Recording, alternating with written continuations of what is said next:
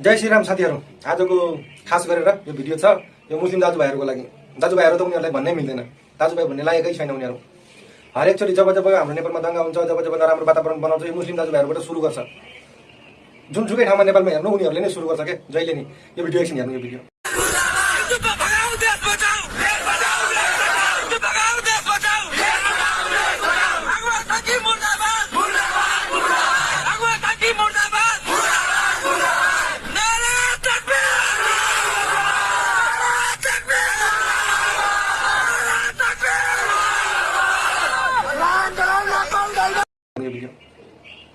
यो भिडियो हेर्नुभयो तपाईँले? यो भिडियो हेरेर तपाईँ के बुझ्नुभयो? यो भिडियोमा हेर्नु, हामी नेपालमा 80% भन्दा बढी हामी नेपालमा हिन्दू छौँ। यो हिन्दू भगाऊ अनि नेपाल देश बचाऊ भन्छ, उनीहरूको देश हो यो। तपाईँहरू कहिले जाग्ने? आज यदि तपाईँलाई आफ्नो हिन्दू धर्मप्रति माया लागेन भने भोलि त्यो बङ्गलादेशभन्दा बत्तर हाम्रो नेपालको हालत हुनेछ। हामी हिन्दूहरूको नेपालीमा बसिरहेको। म यो किन भन्छु भने तपाईँहरू हेर्दै हुनुहुन्छ, यो हरेकचोटि मुस्लिम दाजुभाइहरूले हिन्दू धर्ममाथि, हिन्दू मन्दिरमाथि हरेक कुरामा के टिका टिप्पणी गर्छ, नराम्रो ढुङ्गामुङ्गा गर्छ। उनीहरूले नै सुरु गर्छ क्या, जहिले पनि सुरु उनीहरूले नै गर्छ। हामी कति सहेर बस्ने? यो दाजुभाइ कसरी भन्ने? उनीहरूलाई दाजुभाइ भन्ने लागेको छ उनीहरू। तपाईँहरू सबैजना हेर्नु, यो भिडियो हेर्नुभयो? यो भिडियोमा के बुझ्नुभयो? यो सिधा हामी नेपालको हिन्दूलाई चुनौती दिइराखेको छ यिनीहरूले। यो पनि नेपालको नेपाली होइन, यिनीहरू मुस्लिम। यो रोहिङ्ग्याहरूले मात्रै यस्तो यस्तो बोल्छ, यस्तो यस्तो कुरा गर्छ। तपाईँहरूलाई यो भिडियो कस्तो लाग्यो आफ्नो प्रतिक्रिया दिनु। जय श्रीराम साथीहरू, आजको खास गरेर यो भिडियो छ यो मुस्लिम दाजुभाइहरूको लागि। दाजुभाइहरू त उनीहरूलाई भन्नै मिल्दैन, दाजुभाइ भन्ने लागेकै छैन उनीहरू।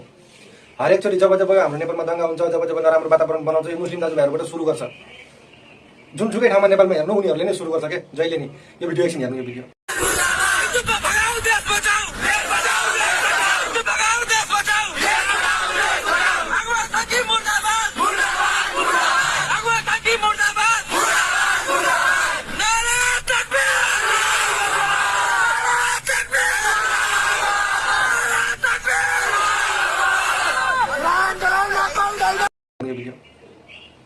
यो भिडियो हेर्नुभयो तपाईँले? यो भिडियो हेरेर तपाईँ के बुझ्नुभयो?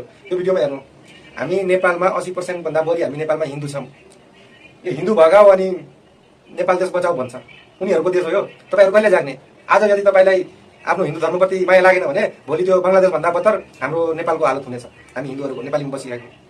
म यो किन भन्छु भने तपाईँहरू हेर्दै हुनुहुन्छ, यो हरेकचोटि मुस्लिम दाजुभाइहरूले हिन्दू धर्ममाथि, हिन्दू मन्दिरमाथि हरेक कुरामा के टिका टिप्पणी गर्छ, नराम्रो ढुङ्गामुङ्गा गर्छ। उनीहरूले नै सुरु गर्छ क्या, जहिले पनि सुरु उनीहरूले नै गर्छ। हामी कति सहेर बस्ने? यो दाजुभाइ कसरी भन्ने? उनीहरूलाई दाजुभाइ भन्ने लागेको छ उनीहरू। तपाईँहरू सबैजना हेर्नु, यो भिडियो हेर्नुभयो? यो भिडियोमा के बुझ्नुभयो? यो सिधा हामी नेपालको हिन्दूलाई चुनौती दिइराखेको छ यिनीहरूले। यो पनि नेपालको नेपाली होइन, यिनीहरू मुस्लिम। यो रोहिङ्ग्याहरूले मात्रै यस्तो यस्तो बोल्छ, यस्तो यस्तो कुरा गर्छ। तपाईँहरूलाई यो भिडियो कस्तो लाग्यो आफ्नो प्रतिक्रिया दिनु।